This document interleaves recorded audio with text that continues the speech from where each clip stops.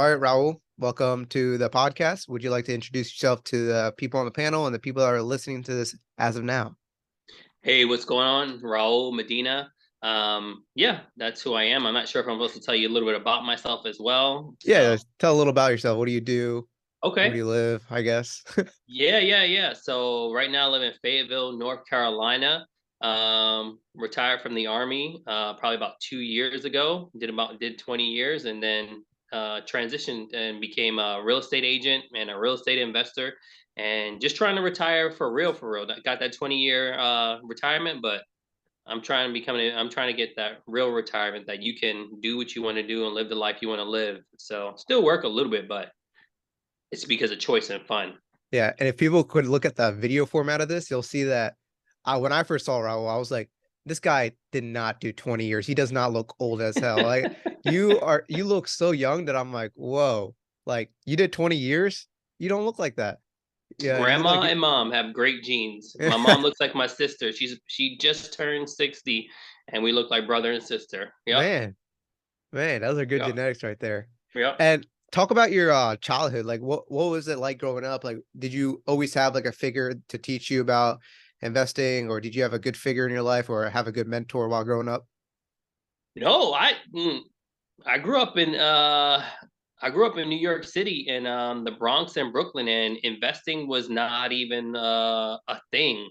Being a real estate agent was not a thing. It was it's funny. Go to work. I mean, go to college, go to high school, get a good job, do that 9 to 5, and you good. That's it. That's that blue collar life. So yeah, no. This is not what I was expecting, not the life I was expecting to have. I was going to do my 20 years in the military and then maybe go do a government job. Who Yeah, knows? Get another retirement check that way, do another 20 years somewhere else. nice. And So, I say this because a lot of people they're, either young and they don't know like hey, maybe this person has it better than me. Like, oh, this person grew up better or something like that, right? I'm like, no, that's just having a victim mindset. And no. Uh, when you were 18, I say this because a lot of 18-year-olds, that's when they start being a somewhat of an adult or they got to make adult choices. Did you automatically want to go to the military, or was it like a man, I have nothing to do, I got to do something? It's both. It was Okay. both. Um, so my junior year, I was trying to figure out what the heck I want to do after high school, and the military was one option, and becoming auto body guy, basically buffing out, painting cars, all that other stuff. I got accepted to the school and everything Mm, out in Ohio, and I'm from New York. And that was the path I was going to go on. Same thing, blue collar job. I enjoyed painting cars. I enjoyed fixing dents. It was just fun to do. Um, but then once I started talking to a recruiter, probably I think end of junior year, beginning of senior, and it was the Air Force. And it was just like, you know what? I could literally not don't have to worry about paying for college. I can go be an adult, figure out who the heck I am. Um, and I love growing up in the city, but I also wanted something different. I wanted something new. Um, so it's funny. I said Air Force. I did Army, yeah. but the Air Force recruiter, and he was probably fine, but he just felt slimy to me. So I ended up finding an Army recruiter down the road from my house, and that's who I ended up joining. So, but yeah, so That's probably like the worst salesperson right there, that Air Force guy. yep. Uh, but when you did go, did you think like, man, like what was like the biggest struggle that you have from 18 to 30, I guess, uh, in that time? Biggest struggle from 18 to 30. Figuring out who the heck I was, Hmm. straight up. That's a good question. Figuring out who the heck I was, who I wanted to be, um, where did I want life to go, and that's completely different from now because I'm gonna be 41 in like a couple of days or whatever. But um, figuring out my 20s and 30s was figuring out who the heck I was. Also learning how to be a dad because I had kids probably around 22, 23, married, all that kind of stuff. And then balance the military career, just be the best soldier I can be. So, what it boils down to is figuring out who I was, and I probably still didn't figure it out till my mid 30s, realistically. Mm. So, And what advice would you give to someone that's like 18 or someone that's just like, they're like, man, I need a whole reset or something. Would you recommend them to the military? Would you recommend them college? Or what would be the best case scenario now? Everybody's their own individual, and I think about this when I think about it with my son. My son's 17 years old right now, and he doesn't want to do the military. He wants to do college, and but then I have a 15-year-old who doesn't want to do college but doesn't want to do the military. You need to figure out who or what you want to do, and guess what? Between your 20s, your 18s to your 30s, mess it up, Hmm. mess it up. But when you fail, get back up, keep trying, and keep going, and figure out what your goal is, and find a mentor. The funny thing is your parents have so much information, but that that wall is there, I guess. But there's somebody in your life. If not, go find them. Thinking about where you want to go, what you want to be, all those kind of things, and we discard old people. And now that I'm in my 40s, I realize that somebody that's 70, 80 years old has so much information, and we think it's a totally different world. But at the end of the day, it's the same world, but things are just a little bit different. But when it comes to life experiences, Hmm. man, they have all the answers. They really do. But we don't build those relationships to ask those questions until now we're in our 30s, now we're in our 40s, or we have a life epiphany and we wake up like, dang, so and so had all the answers a long time ago. So Man. And while you're in the military, like when did that entrepreneurial mindset come in? honestly, it didn't come in until 19 years, maybe 18 years, when it was knocking on the door of what are you going to do after the military? Because I knew one of my sergeant major buddies, because I was master sergeant, so that's E8, about to go transition to E9. He was like, "Look, man, if you don't love this every single day, you're pretty much working for half the paycheck once you hit that 20-year mark." And I enjoyed it. I did, but I realized that I enjoyed my family and that freedom a lot more. Um, so when I hit the 18, 19-year mark, I knew retirement's coming up. I'm going to have that retirement paycheck. And it's has for your base pay. So you're talking about 2,500 bucks a month. Not many people could live off that for the same lifestyle. So my wife and I were going back and forth. What, how can you retire for real? And at first, it was like I said, it was just a 9 to 5. Hey, I'm gonna go do what every other person did when they get out of the military. They went in, they got on post, somebody hired them. You don't need a college degree, you just need to know somebody. And I got offered jobs and that kind of stuff. But the reality set in is I think I found bigger pockets, and it was really like talking about real estate, talking about people talking about they really retiring. I was talking about like 19, 20-year olds retiring. And I was just like, man, I'm about to be 40. If they can do it, like I should be able to do it too. And COVID hit 2020, excuse me, 2019, 2020. And I was just at home, and I spent the whole year just learning about investment properties, becoming an investor, and I just the blogs, Reddit, and I found the Five Pillars team, got in with them, and that was it, man. It was just like I need to retire for real, because I'm gonna hit my 20-year mark, and they're gonna say, "Here's your paycheck," um, and that's it. And I didn't want to do another 20 years somewhere else and get another retirement check. I want to do 2 years, 5 years, and then be like, okay, now you just sit at home on your couch and buy investment properties or something when you feel like it.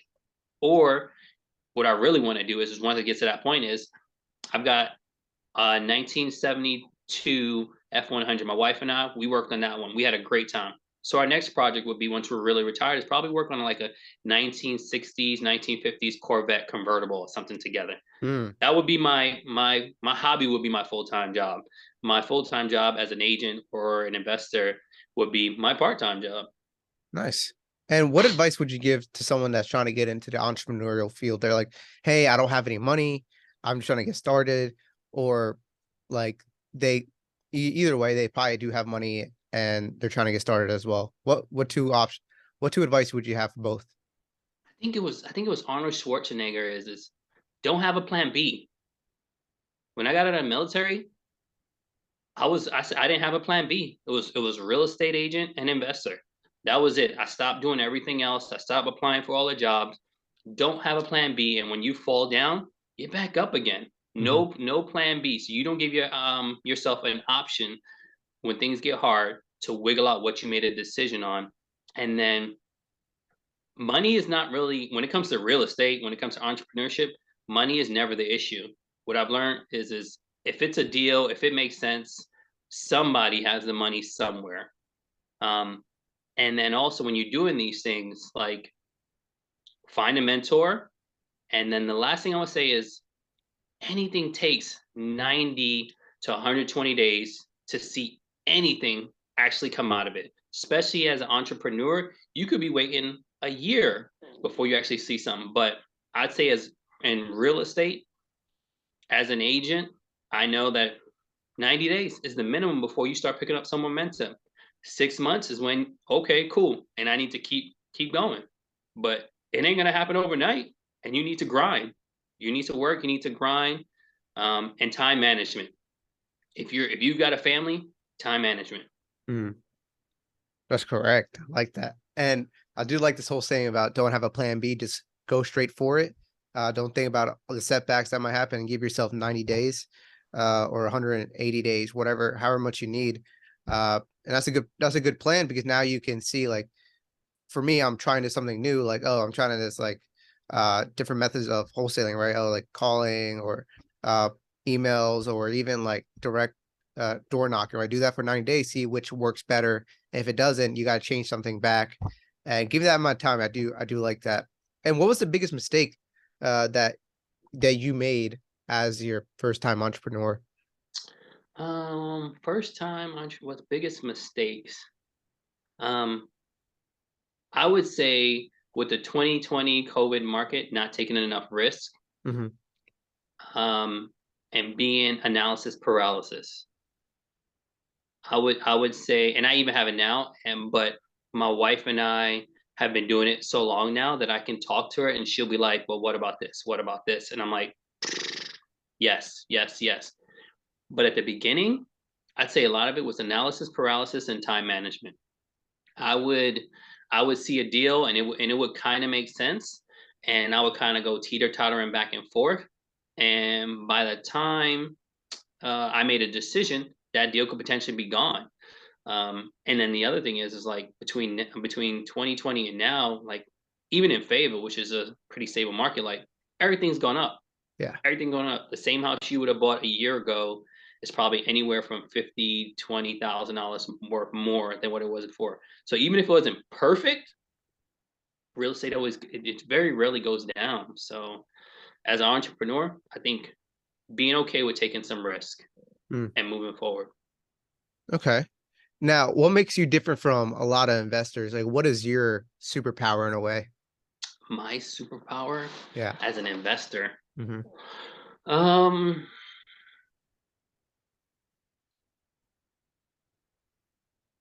I would say it's a mix of the military really um, helping me be focused and disciplined, um, and also being able to interact with people pretty easily. Yeah. Um,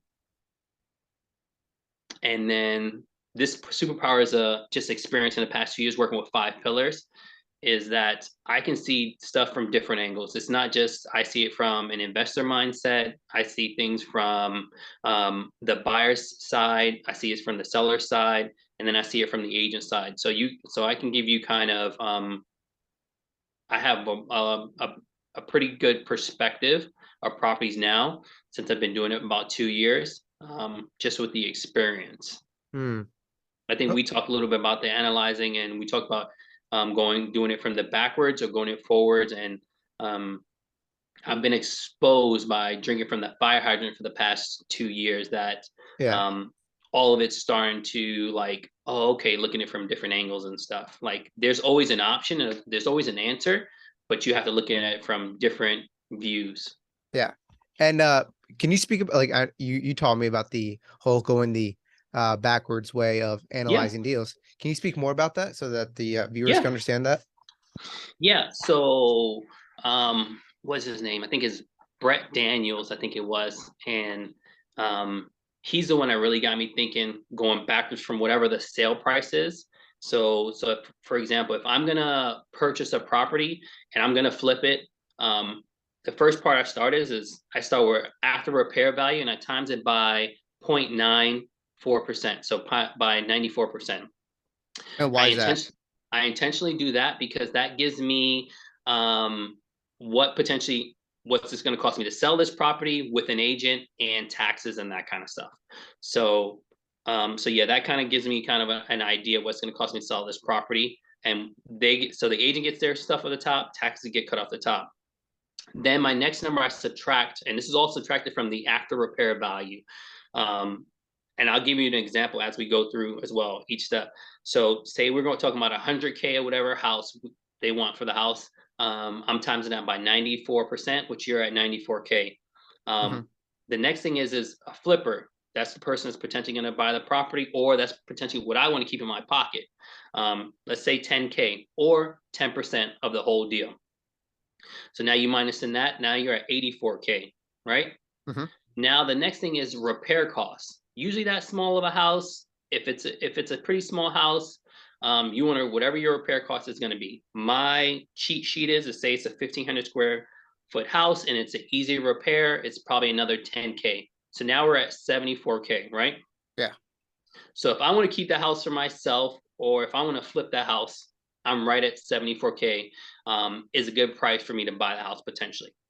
But if I want to wholesale that property, so like I said, I got different views. If I want to wholesale that property or something like that, now I need to subtract the wholesale price of it as well. So if I'm just starting out, I might be okay with $5,000. If I've been doing it for a while, I want $10,000 or more. So now I want that property. So let's see, we're at 94, 84, 74, and then the wholesale price. So now let's say we're at 64. So I give you every level, whether I'm a flipper, whether I am a wholesaler or I'm an agent. Those are all the different levels of where you want that property at. So I think that's what over the past years I can analyze it from different point of views and where do you need that price of that house to be at. Whether I have an investor client, I want to keep the property for myself, or I want to pass it over to another person. Like there's all those different levels. But bottom line, always the lowest price is probably like I said, 64K. Hmm. Oh, let me see. Yeah, somewhere around 64K is what we're talking about. And we started at 100K. We got so yeah, that's so it's ARV after repair value times 94%. Then you want to minus your flipper profit. Then you want to minus your repair costs, and then you want to minus Wholesale your fee. fee, wholesale price, your wholesale fee, And and for the that'll give 10% you flipper, what is that again? Can you for yeah. those not So the understanding that? flipper for smaller ones, or if you're a new flipper, like some of my investor clients, if they're new and they've never done it before, I'll tell them, hey, you want to look for 10K just to get you in a game, get your feet wet, learn some stuff or whatever. But as people become seasoned, they're like, man, I'm doing a lot of work. I want 10% or I want 20K or that kind of. But first starting off, 10K is a good number to start out with, just to get your feet wet and learn. Nice. Okay. And then after your wholesale fee, you get your purchase price. Yep. Is that where you end at, or what do you do afterwards? Oh yeah. So for negotiations, Yeah. so that's funny. So that's kind of I would say that's the number I would that'll be my max allowable offer. Hmm. Um, and I'm literally trying to go with that number. I'm gonna go 65% of it, 75% of it, 85% of it, and then 100% of it. So now we're talking about our total number is like 65K or whatever.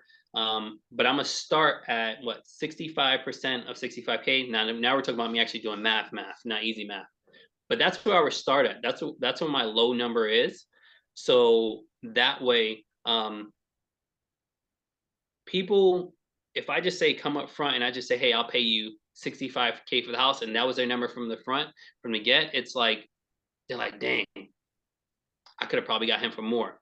Yeah. And I've learned doing it for the past year is that I was honest. I come up and I give him my maximum out offer from the get go, and we're fighting back and forth, quarters and pennies and that kind of stuff. But if I start somewhere around 65 to 75% of my max allowable offer, like everybody is kind of a win when they feel like, oh, we both kind of negotiated and we kind of met in the middle and that kind of stuff. Yeah. When I start right at that maximum allowable offer and we're going back and forth, because sometimes more than likely can be a struggle because that's their number they came with. Like, hey, I want 65K for it. And I'm like, sold. And it's like, unless they're gonna sign the paper right then and there, like I don't start there. Yeah. I probably start somewhere between 65% or 75% of that 65K. Yeah, because a lot of people, they have that mindset like, oh, uh, like you want to shift their mindset to a certain number and then start negotiating. Yep. Like I always tell people, get the no first, and Yep. then that's when the negotiations start. Because if you get a yes right off like your Yep. purchase price, like, oh man, I screwed up, Yep. right? I gotta I could have made a lot more money. But if you Yep. get the no, you know their limit. Now you can see like, oh, what will work with you, and then Yep. you guys just lower numbers or Yep. come to an agreement. Now, a lot of people, they again, you know this, but there's people know like, yeah, I'm wholesaling, I'm doing this, but there's also competition amongst wholesalers, amongst people. They're all contacting the same person or the same house, whatever, right? What are some ways that you found out that are ways to be a good negotiator or being a good salesperson to get that person to come towards you rather than the other person? Building rapport. Like before we're even talking about numbers, every time we get on the phone, it's more about building a rapport at the beginning, and then even at the end. I don't end with talking about wholesaling. I try to, and I don't do it perfectly every time, but I try to end with like what's going on in life or something like that. It's all about building rapport. And then again, before I go to negotiations, then I want to figure out what their actual problem is. And on the top of my book, every time I write down when I'm negotiating with somebody, either um, in person or on the phone, it's how can I help this person? At the end of the day, I think Todd Toback, he's another dude I listen to on podcasts, is like, how can I help this person? Because if I can really figure out how I can help this person, we're both winning. I'm going to make money and they're going to get exactly what they want. But if I'm just trying to throw a cash offer down their throat, um, I could be missing something. I really could be missing something. So building rapport, getting to know them, and then figuring out really what is it they want, what is it their need, and then when I think I got that, my response to them it sounds like you want X Y Z. So it's a question of either they're gonna say yes or they're gonna say no. I'm like, oh, okay, cool. I haven't made it finalized, but it sounds like. So I'm pretty much learning them, figuring out what they want, making notes, and that's when I says it sounds like you want X. And if I can meet that need or I can solve a problem, that's it. Us as wholesalers, us as real estate agents, us as entrepreneurs, we get paid based off how good we're at solving problems. Mhm. The better we can solve a problem, the more money we will get paid. Course. I always tell that people like the bigger the problem, the bigger the money is. Yep. And what are some mistakes that you made while negotiating or while trying to like sell to somebody or better you're trying to help someone out? Yeah. What are some of the mistakes that you've made in your early Not doing any of beginning? that. Just Mm. trying to give them a cash price. Not really building any rapport, knowing that I've got a great product, being full of myself. That was one thing. And then the other part is um if you've ever had a dog before, it's funny. If a dog ever runs away from you, they're not the way to catch them is not to chase after them. It's actually to run the other direction. So it's the same way with people that actually want to sell. Sometimes is you have to be okay with backing up a little bit. So for an example would be for me, so what I like to use a lot is like we're talking, we're going back and forth. It's like, well, why wouldn't you just or wholesale deal? Well, why don't you just go with put it on the market? The market says you could potentially get X, Y, and Z for your house and stuff like that, or whatever. And they'll kind of some will lean in and they'll be serious and be like they really want to sell it as a wholesale deal or for cash, or some will kind of think about it like because if they're thinking about selling it on the market, guess what? They can get more money that way. And if they have the money to repair it, they have the time, you're not the answer to their problem. But if they're like, no, I don't want people come to my house. I don't want to do any repairs. It's like, oh, okay. So it's sometimes it's kind of stepping back just a little bit to really see if you're solving their problems or they're just poking and just want a price from you. Okay. And I seen like some people make that struggle or like, oh, I'm trying to basically trying to like not take care of that person. And you seem like you tend to like, okay, here are your options and whichever you go with, I'm fine with. But at the end of the day, I'm trying to help you out.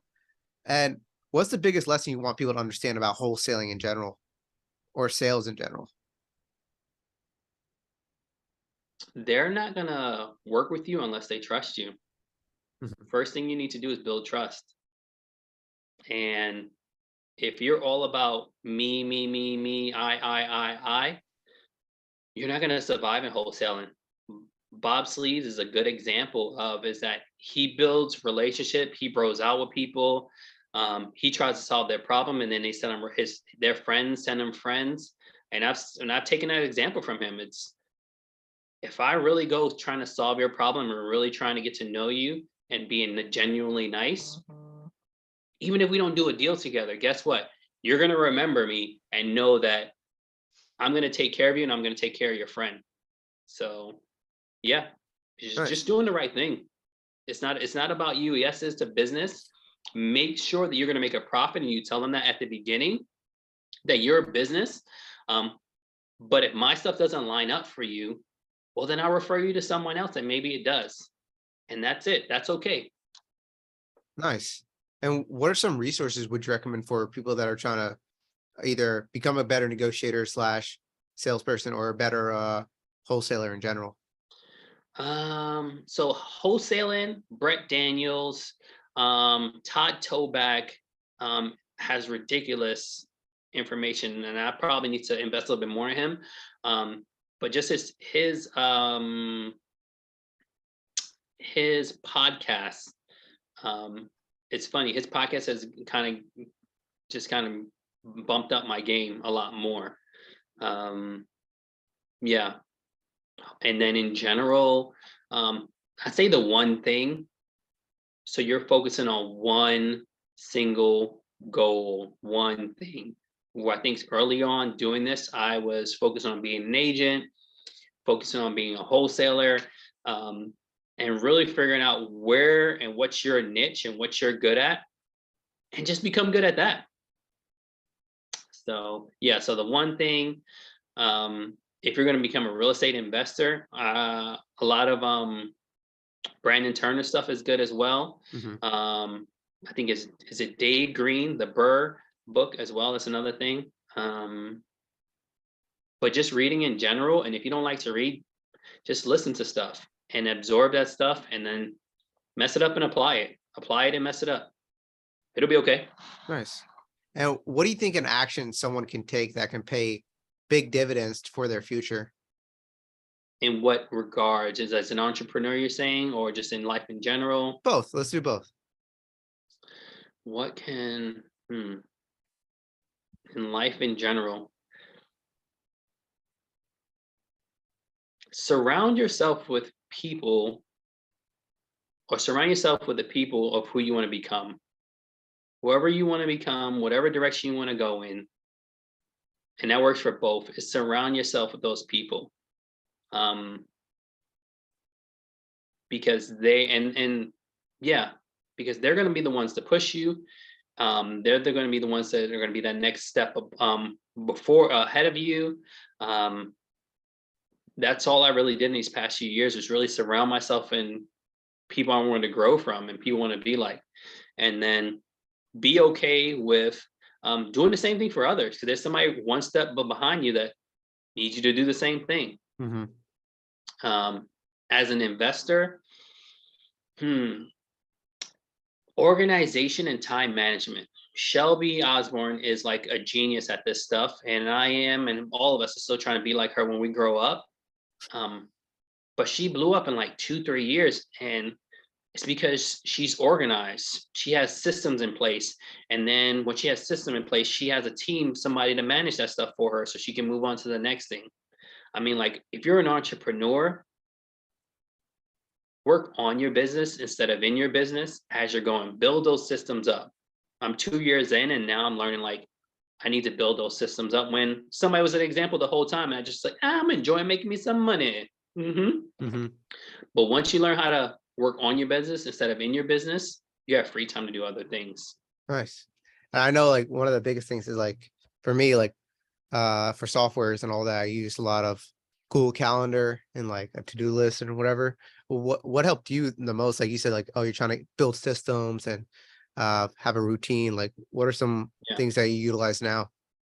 So Google Calendar for me has been like the best thing ever, and then I share it with my wife as well. Hmm. Um, so like at the beginning of the week, we really try to um, sit down on Saturday or Sunday, and we plug all the family events in first, and then we build the business around that. So the Okay. calendar um, is like crucial.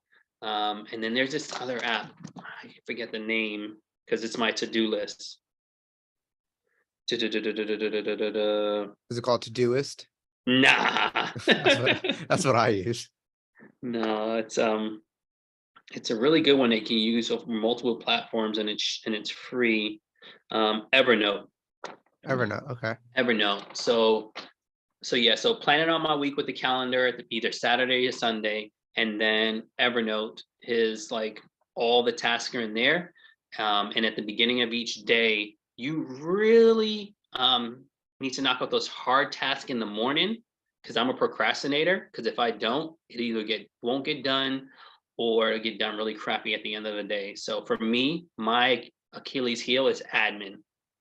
If I don't do my admin in the morning and scheduling it in the morning, um, it's going to take me twice or three times the amount of time if I still do it the same day at the end of the day, compared to if I just focus on it in the morning, just knock it out. Nice. And you said that you were having like an identity, like finding your identity from 19 to 30, you found it in your 30s.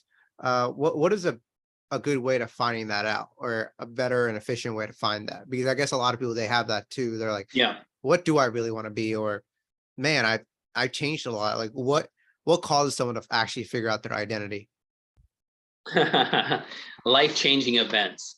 Um, I would say if you're in your late teens, you're in your early 20s, um, you really probably need to focus on you and figure out you. We live in a world where everything is at our fingertips. Turn off the computers, turn off the phone, and spend probably like 20 minutes a day in the morning just really going through your thoughts, going through who you want to be, what you want to do. And it doesn't have to be perfect. And there's no wrong or right answer unless you're going to murder or kill somebody or whatever. Like if it's bad, it's bad. But if you understand what I'm saying, but outside of that, like if you want to be a blue collar worker for the rest of your life, like I want my kids, like if you want to be a blue collar, fully support you. That's fine. Um, but spending time really with yourself and figuring out who you are, um, and then potentially a mentor to bounce questions off of, somebody that you would actually take advice from and disregard all the people that you wouldn't take advice from. um, I think I spent a good amount of time just honestly just with myself and figuring out what I enjoy doing, who do I want to be without all the extra, without everything in the background. I think there's so many things going on is we need to just sit down, some quiet time with ourselves daily. Maybe journaling is your thing. It wasn't mine per se. Mine was praying at that time, figuring all that stuff out. But you're not going to figure out who you are, what you want to be, and it's going to change over time, obviously, Mhm. unless you actually stop looking at everything else. It doesn't matter, honestly. When you're in your, the sooner you learn that it really doesn't matter what's going on around you, and guess what? Nobody else cares what you're. Nobody really cares about what's going on with you either, per se. Like your shirt's dirty or something, and you spilled some ketchup on your shirt or something random. Like nobody's staring at you like that. Spend some time, focus on you, figure some things out. Nice. Yeah, I love that. Like being actually having figuring out like yourself by like saying no to everything around your surroundings. Yep. Uh, Now I kind of want to ask you some more deep questions here. Is Sure. what is your greatest accomplishment so far in life? My greatest accomplishment in life. Hmm. That's a that's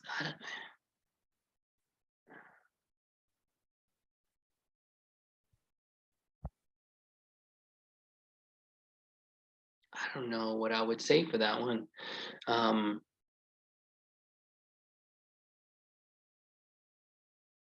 I want to say just the path that I'm on, I guess. Um, and learning and from the experiences, to continuously just not be about me anymore. Yeah, I guess becoming coming to the point that realizing like it's really not about you. Um,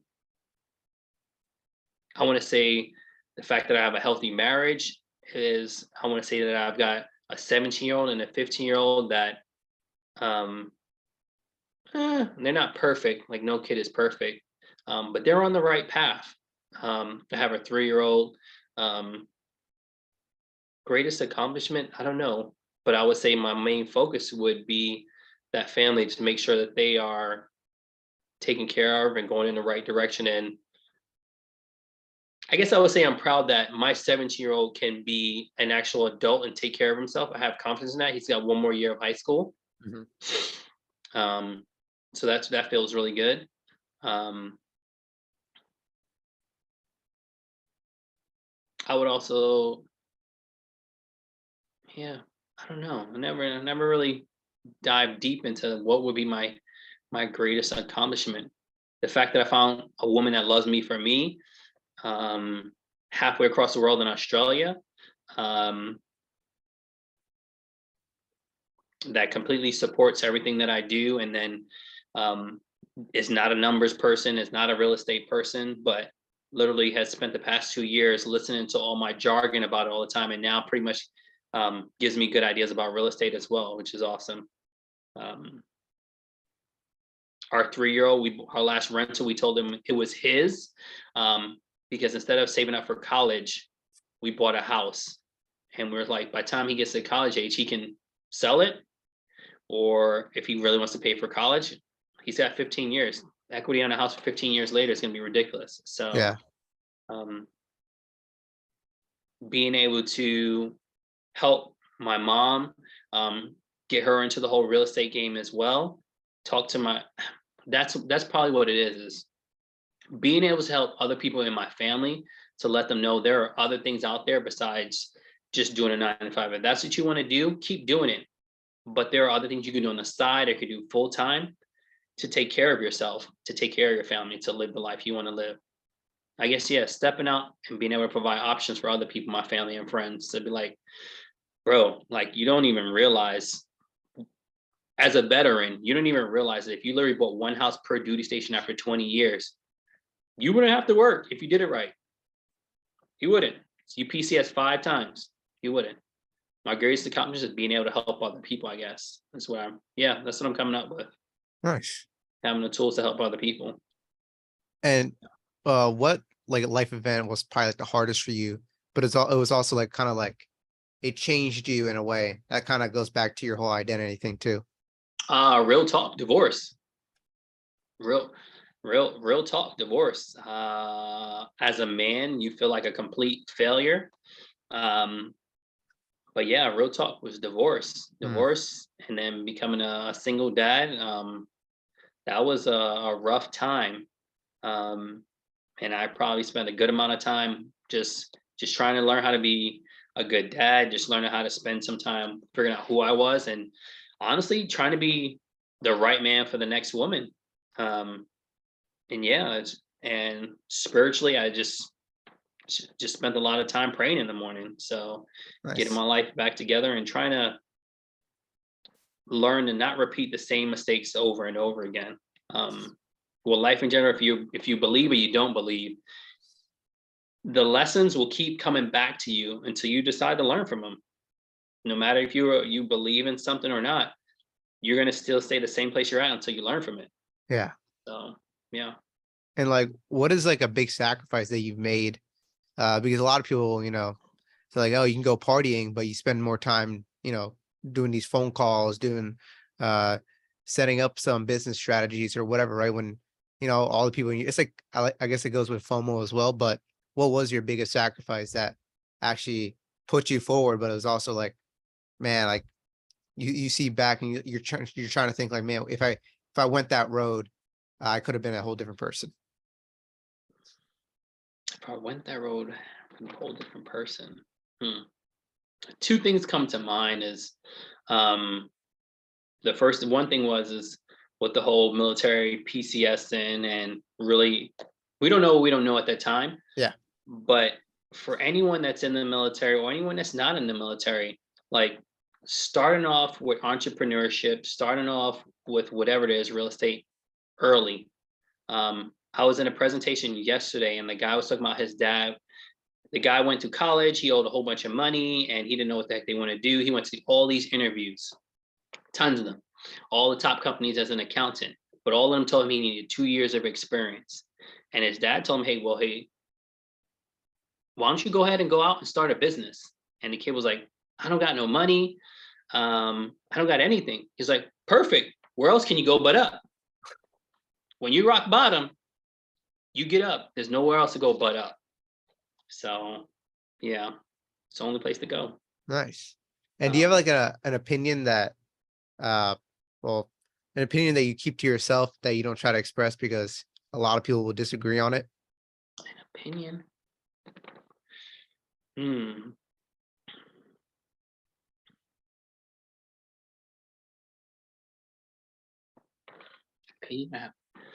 A lot of people disagree with it. I don't know, but I'm assuming your audience is from the ages of like 18 to like 30 and that kind of Yep. stuff. And my advice to them would be stop partying. I could tell you in that age, when I was that age, I don't know I don't know where all the money went. I do and I don't. And to look back on it, if I use that same amount of money and maybe use just a Saturday, to invest in myself or invest in my business, I look back and I could potentially been at the age of 30, been in the military and had the option of I can stay here or I can get out because I make more money outside than I do inside. If I just was disciplined enough or I had something to do that really like put that time in your 20s to your 30s, that's the time to grind. I mean, like you have the most energy, you have the most freedom. Here's my opinion. Yeah, there it goes. Is forget about the same sex or the opposite sex. Whatever your fancy is, between your ages of 18 to 30 is probably the hardest time. But forget about it. Focus on building you. Focus on building a business. And guess what? By the time you hit 30, by the time you hit 25, all the doors will be open to you because you have the most energy, the most time. Once you hit your 30s, once you hit your 40s, now you're juggling, whether it's you're juggling a family. Now you have to make some hard decisions because you really have to figure out where you're going to live at and that kind of stuff. Life really kicks in. Between 18 to 30, 18 to 28, don't party. Just don't drink, don't party. If you really want to be free and you want to do something completely different than the rest of your family and become free, do the exact opposite of what the world is telling you to do, and you will be crazy successful. I don't know. Yeah. I like that. And now we can move on to the ending questions here, Raul. So if you can go back in time and tell your younger self something, what would it be?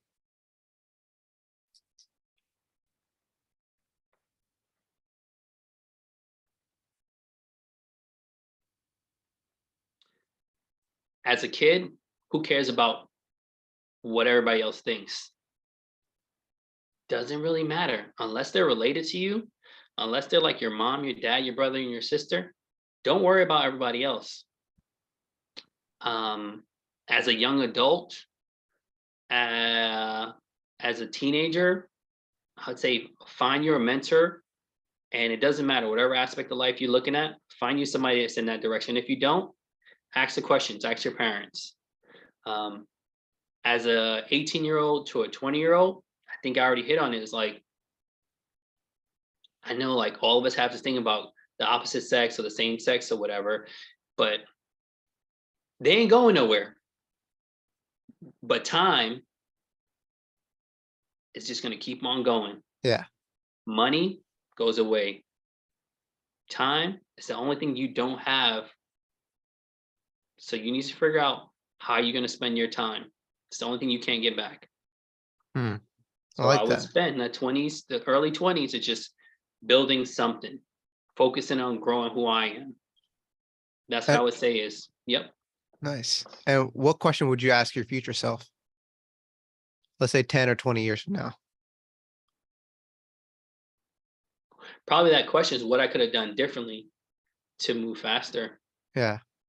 What could you have done differently? What you have really been focusing on that you weren't. Yeah. Nice. I like that. And what do you think the secret sauce is into becoming very successful? Becoming very successful, waking up early. Waking up early. Yes, the morning routines. Yeah, it's waking up early. You can look at multimillionaires, you can look at billionaires, and they have a schedule and they wake up early and they Hmm. take care of themselves first, and then they take care of everyone else because then they're energized, they're ready to go to give everybody 110% of themselves. Hmm.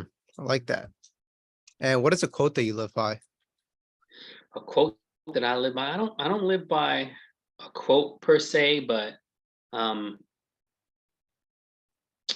it's more of God, family, business, how I try to make my decisions. I'm not Mhm. perfect at it, but if I put him first, he'll kind of help everything else out in the long run. Nice. And what are like, so we have, people say like, hey, the best investment is into yourself. And I recommend books a lot or some courses or whatever. What are some books or some avenues people can go to get more information about anything like such as real estate, self-improvement, whatever? Or what are your favorite books or whatever? Yeah. So, favorite book, The One Thing was really good. I think that's really one that helped me because I'm very scatterbrained. Mhm. But The One Thing really helped me saying, guess what? If I focus, like we were saying, 90 days to 120 days on this one specific thing, I really can see the results of everything. If I'm divided, I'm not really seeing what I can really get out of X or whatever. So the one thing has been really crucial for me is because I'm very scatterbrained. Um, there's another one about miracle mornings, like I was telling, getting up early, um, setting up your day, figuring out, and it doesn't have to be perfect, but figuring out how do you set yourself up for success? What does your morning look like to present the best you every single day? Um, that's been another really good one. But it's a lot of them are really just mindset at the end of the day, and then applying it to life and applying it to you. Um, and then when it came to it was more or less books and probably more podcasts have been recently. And it's like I said, Todd Toback Mhm. um, has been really every time I'm going to a wholesale deal, he's the one I'm listening to because he kind of like, hey, you really need to focus on if I can figure out how can I help this person. That's it. That's the top of my mind. How can I help this person?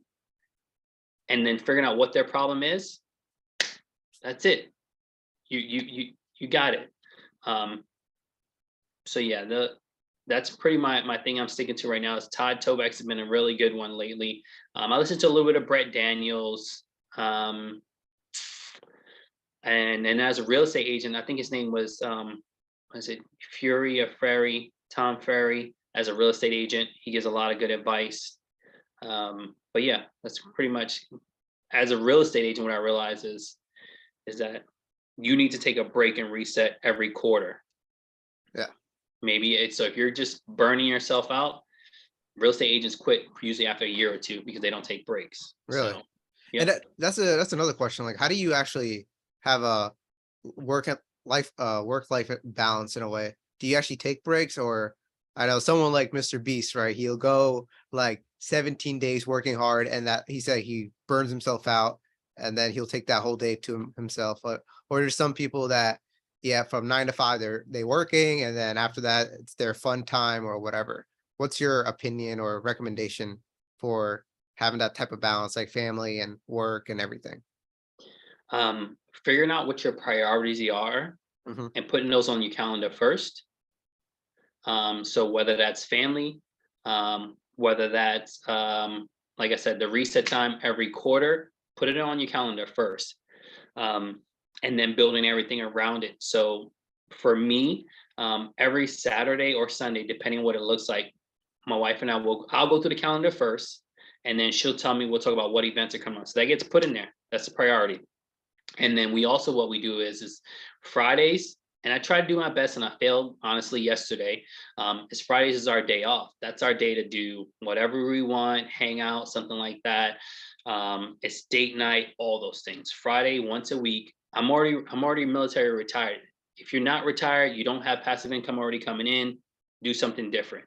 But I've already done 20 years in the military, so I can afford to say, hey, guess what? Fridays is my day off. Like, I'm a real estate agent. I work Saturdays, I work Sundays, I work pretty much every other day. And putting that on there. And then in the evening times, there's Ruben Garcia. I gotta definitely use him. There's this thing he says, you put a moat up. And literally on my phone, you have from 6:30 in the evening time to probably about 6:30 or 7 o'clock in the morning. It's in red and it says moat to remind me that there's a moat around my family and my time in the evening times as well. And I asked my wife to be as my accountability partner. Like, if she's like, hey, it's after 6:30, what's going on or whatever. And she's like, is it an emergency? And I'm like, no. She's like, so yeah, building a moat around your time. But the first things is your family's my priority. Then if you're a business, whatever it is, figure out how many hours a week you need, what times you need to do it, put it on your calendar, and take a break every once in a while. You're doing all this hard work, even if it's like you do go for a quarter and you're doing full-time wholesaling or you're doing full-time entrepreneurship, we all need a reset button if we want to do this a long run. Every quarter, if you're running hard, take a break, even if it's just going to the beach. Nice. And do you ever get that itch to just going back, wanting to go back to work, wanting to keep on doing more deals or something, right? Because I know I get that too. I'm like, while I'm like taking a break, quote unquote, I'm Yep. just thinking about, man, I could be working right now, but I'm spending Yep. time at the beach or something, right? Yep. Do you ever get that, or how do you get over that? I write it down. I write it down to get it out of my head. That's the only way. But it's still there. It definitely is still there. So my wife has been really good at helping me to enjoy and live more in the moment. Mhm. So yeah, so those are my two things. Write it down to get it out of your head, and then really enjoy the moment. Look and see what's going on around you. For example, you say you're at the beach, like sitting back and just being like, really trying to pull yourself out of it, enjoy and be there in the moment. That's like one of the hardest things for us. It's just Yeah. being in the moment. And Hassan here says that praying helps for him. Yeah, that's also good. And for our second to last question here is there anything you would like to tell let's say your kids, 10 years from now, they're watching this back, right? Is there anything that you would like to tell them? 10 years, my kids see this from now. Or maybe your age, they come to your age. They come to my age. Yeah. Hopefully, you've done this freedom thing twice as fast, 4 times as fast as me, because I know that's this time with you guys, whether you're the 17-year-old Walter, you're the 15-year-old Jordan, you're the 3-year-old Noah, this is what I talk about. This is like growing up where I grew up. Like, this wasn't a thing. So I want you to know that there are options for you out there for you to really be free. And like it's all those 20-year-olds. So that's where my kids will be at. The 20-year-olds, the 30-year-olds, the 40-year-olds. Like, if I'd have did this in my 20s, my 30s, like just focus on me for 5 years. The rest of life is like enjoying life or building something else. Or if you want to be focused on your family, great. You got more than enough income now to just focus on your family. You've built something already. I love that. And finally, how can people reach out to you? And is there any value that they can give back to you? Yeah, so reaching out to me, I'm on Facebook, I'm on Instagram, I'm on TikTok. TikTok would be the great thing for you guys to really reach out to me on, because TikTok, I'm trying to grow my business on there. Yeah. Um, What is your TikTok handle? TikTok handle, I should probably know that off the top of my head, shouldn't I? Yes. Let's see.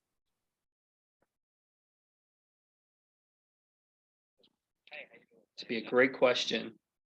So it's at Raul Buys Houses. Okay.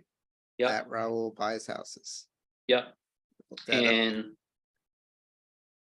when you ask me how can they add value to me, I think it's a partnership. Whether you want to, I'm a real estate agent, I'm a wholesaler. I mean, like if it's anything to do with real estate in general, whether you, and it's anywhere in the world at this point, because with our company, we can actually have stuff all around the world, as an agent side. How you can help me is make me your full-time realtor, make me your full-time wholesaler. I mean, like, and we grow in partnership together. Whether you're a new investor, just reach out, and really just help me grow my business while I help you grow yours.